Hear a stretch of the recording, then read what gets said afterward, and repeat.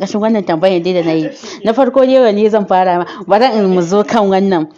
akan cheating din nan. To abin da ke daure min kai Aunty Jidda shine zaki ga cewa namiji dai addinin mu ya yadda mai ya ƙara mata har guda 4 akan har 3 akan uwar gida. Amma da zaran ta zo ta ga chatting a wayan mijinta ko wani abu ko kuma ta fara lura cewa yana kula wata sai ke ga an zo an ce a'a ai musamman a yanar gizo ta Instagram ake ce an ce malama ai yana cheating. To kuma gashi Islam ya halalta cewa ya ƙara mata. To wannan cheating din yaya ne abin yake saboda abin na daure min kai. To gaskiya abin ya rarrabu. Kin gane abu ne me kashi yake. Faɗa mana. Kin ga abu na farko ko na cewa namiji Allah ya bashi dama ya auri mata 4. To tun daga farko an samu matsala da yanda mu muke relationships din namu. Idan muka ce zamu bi musulunci, to mu bi shi musulunci gaba ɗaya tun daga farko har ƙarshe. Ba wai mu ɗauko culture mu ɗauko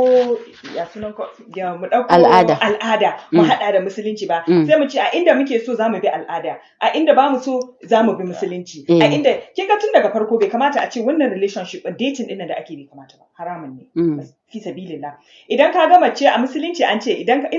za a iya gyara mani ni dai a yanda na sani idan ka ga yarinya kana so gidansu kai zaka je gidansu straight ka nemi wannan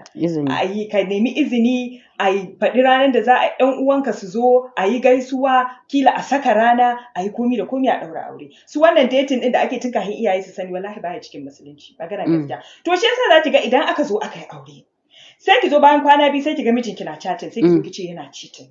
Shi kuma a nashi argument ɗin shine ai an bani dama in yi bari in rai ya ɓaci sai ki ce to ai ina da dama in yi auren mata 4 ni namiji ne mai mata 4 sai ki ga mata ta fara masifa to ai dama ce maka akai ai ka je kai aure ba wai kai dating mata da yawa ba an san haka zai ce miki ai kokari yake yana sampling ne ya san wace ce zai aura suna da argument subhanallahi exactly saboda ai ke ma haka muka yi da ke na gani so da yawa za a ce to ai ke ma mun yi dating da ke sai da na san ki sannan na wannan sai da na san ki sosai sannan na aure ki to kin ganin suna da aiki ita ma dole in santa kafin aure ta ita ma dole in santa kafin to za ta ce maka to me yasa ba ita kadai ba sannan ka auro ta immediately mana zai ce ke ma ai ba auren ki ne immediately ba sai da muka san juna ko muka yi kaza har wata shekarar mu 5 tare da ke shekarar mu 4 tare da ke sai ta ce to ai kai lokacin ba aure gare ka ba sai ce to ai lokacin auren ki ni ma nake son in yi amma yanzu ina da aure ita ma din auren ta nake iko Allah to kai auren ka kawo ta mana zai ce bai shirya ba